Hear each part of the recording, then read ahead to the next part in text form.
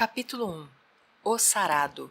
As mulheres admiradoras de um belo corpo masculino estão bem familiarizadas com o tipo. Elas terão especial facilidade para visualizar os detalhes e cenário em nosso primeiro capítulo. Há homens ou corpos que sempre atraem olhares. Elas batem os olhos e não conseguem mais desviá-los em cena publicitária clássica. O olho acompanha aquela gotinha d'água que hipnotiza ao descer pelo desenho do corpo definido, do peitoral até o abdômen. Quase um comercial de cervejas para mulheres. Diríamos que se houvesse um, seria assim. A gota d'água o percorre de forma instigante e desaparece ao deparar-se com o elástico da sunga. Um comercial, então, é interrompido e anunciam em letras vermelhas: beba com moderação. Para o desespero delas, já desejosas do produto ali exposto, a cerveja, claro, as fazendo enxugar disfarçadamente a saliva que tenta escorrer no canto da boca. O sarado se trata, obviamente, de um homem atlético, corpo escultural, sem qualquer tipo de gordurinha localizada, com aquela barriga tanquinho tão desejada pelas mulheres. Naquele dia, o sol estava resplandecente, refletindo forte na água, que apesar de tudo era gelada e corrente. A água molhava os corpos, quentes, como tinha que ser. Então, nesse clima tropical, encontramos Elis. Ela não estava especialmente sexy, estava apenas ali, observando o movimento de biquíni florido e vestidinho branco transparente, descansava observando o movimento, protegida por uma sombrinha, lendo o seu livro, quando surge ele, moreno, alto, corpo atlético e sorriso largo. Ele passou devagar e olhou-a fixamente. Ao contrário do que se pensa, corpos dessa estirpe nobre e guerreira de Esparta nunca passam desapercebidos por uma mulher, como de fato não passou. Ainda que como pano de fundo da mente, ele aproximou-se e sorriu charmosamente. Nossa, que delícia! Ainda meio distraída, retomando o foco e tirando da boca o canudo de suco de morango que tomava, ela olhou para os lados discretamente, como quem queria assegurar-se de que o comentário requeria dela alguma resposta, e não de alguma outra pessoa. Limitou-se a sorrir timidamente e o momento fugiu vagarosamente como foge o vento. Não por muito tempo. No restaurante dali, lugar grande e arejado, ele a localizou novamente, após algum tempo decorrido do encontro inicial. Pediu autorização e recebeu imediatamente. Sentou-se com um sorriso sedutor, sempre a olhando com intensidade e determinação. Apresentações formais, beijinhos tradicionais, sorrisos e olhares entre palavras e química. Ah, tal química! E eis que o nosso sarado a fez um convite para conhecer uma linda cachoeira próxima ao local onde estavam.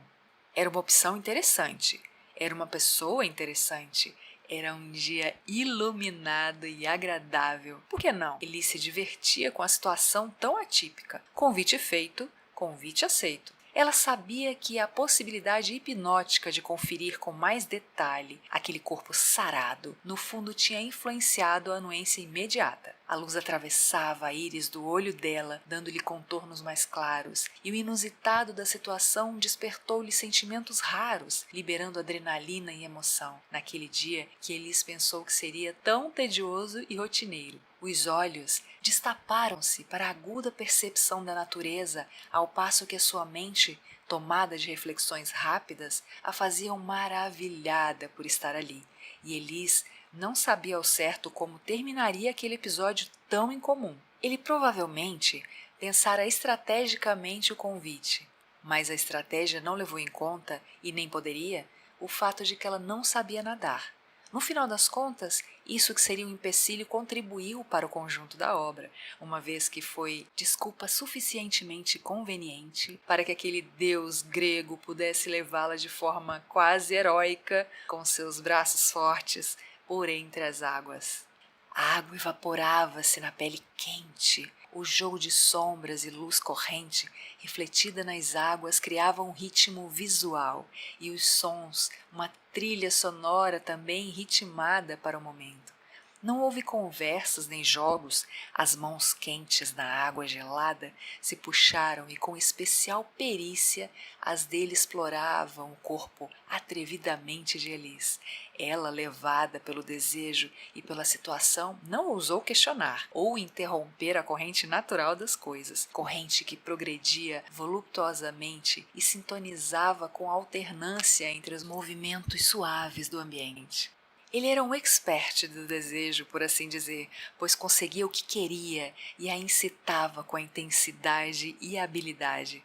Surgia-lhe por um momento o receio de que eles pudessem ser vistos por alguém. No entanto, essa resistência logo se dissolveu num mergulho de sensações. Deslizavam as mãos, buscando o que queriam, e ela flutuava leve de prazer. Estar com um estranho com aquele corpo perfeito na progressão ousada das naturezas e de olhos fechados, o momento se expandia numa massa disforme, momento esse conduzido com atitude e firmeza pelo estranho. Ele sabia exatamente o que queria e como conseguir. Até que ponto chegaria? Ocorreu-lhe a pergunta durante a entrega, mas rapidamente foi calada na consciência. Ele a convidou em sussurros para dar continuidade àquela sessão de aventura em seu quarto, na pousada bem próxima dali. E naquela situação, diante do frenesi iniciado, Elis não hesitou. Eis que ela, num dia de sol que não prometia tanta coisa, ia agora para um quarto daquele homem sem sobrenome, profissão ou endereço. Começava na cachoeira e encaminhava-se para outro ambiente, o que quer que fosse. O caminho até a pousada teve olhares, sorrisos e alegria. Falava-se sobre a natureza, sobre o clima. A noite chegaria em breve e sobre todos os assuntos sem importância que vinham à mente, com exceção, é claro, daquilo que acabara de acontecer, ou então de como terminaria aquela aventura, até que chegaram ao destino. Ao abrir a porta, não havia nada que lhe desse identidade, tampouco era um quarto impessoal, como costumava ser os de pousada, mas pouco importava a essa altura. De imediato, ela avistou uma banheira enorme ao fundo, e a sua imaginação se deleitou com as possibilidades associadas a esse cenário. Ele, já desejando intensamente, lançou aquele olhar que parecia haver por baixo das roupas molhadas, sobre a pele arrepiada. E sem mais, arrancou-lhe a pouca roupa que cobria seu corpo, quase virginal naquele instante. Então ele a conduziu nos braços até a cama macia e ali realizaram com energia e vigor admirável todos os desejos que pulsavam em seus corpos. Entre beijos, ele sussurrava dizendo as coisas que faria e ela respondia com sons de loucura em crescente intensidade e volume. Sussurros, sensações prazerosas, massagens e dança selvagem no encaixe perfeito. Elis poderia morrer ali. Tamanha satisfação. Nos braços de um estranho, louco e faminto, ela não pensava mais em nada, só sentia e se entregava. A banheira grande foi o cenário perfeito para relaxar os corpos exaustos com água quente e o aroma quase calmante de sais perfumadas. E logo após o fôlego recuperado, tudo recomeçava com a mesma intensidade e fulgor. Corpos revigorados, era hora de transformar a mesa de madeira lisa e espaçosa, que tinha como objeto de decoração rústica do local, em suporte improvisado para que o corpo de Elise experimentasse novas possibilidades, onde ela pôde sentir ainda com mais ênfase a força daqueles braços firmes que a puxavam em movimentos matematicamente precisos, e ela então, com os braços e corpos totalmente livres, era puxada pelo quadril largo, onde ele, a olhando fixamente, como quem tem total controle da situação, sorria convencido e dominador.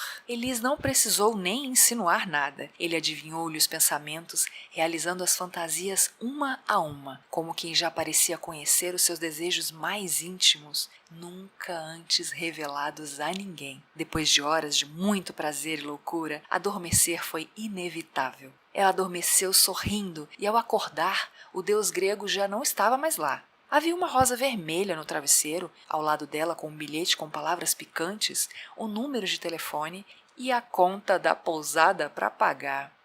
Sim, ele deixou a conta para que ela pagasse. Ainda anestesiada de prazer, ela pensou em ligar e pedir explicações depois do bilhete, ou ligar para a polícia, que seja, Como pode, depois de tudo o que aconteceu, aquele gostoso a abandonar assim e ainda deixar uma conta para que ela pagasse?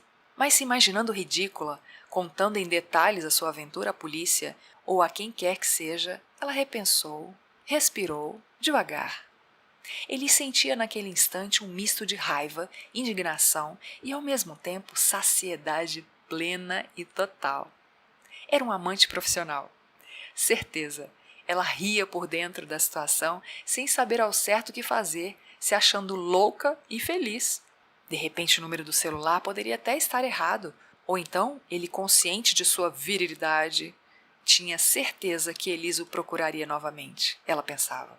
Mas lembrando o resumo de sua vida amorosa, ela sabia que o que viveu naquele dia era único e que provavelmente não se repetiria. E a melhor saída seria guardar para si esse momento delicioso de insanidade.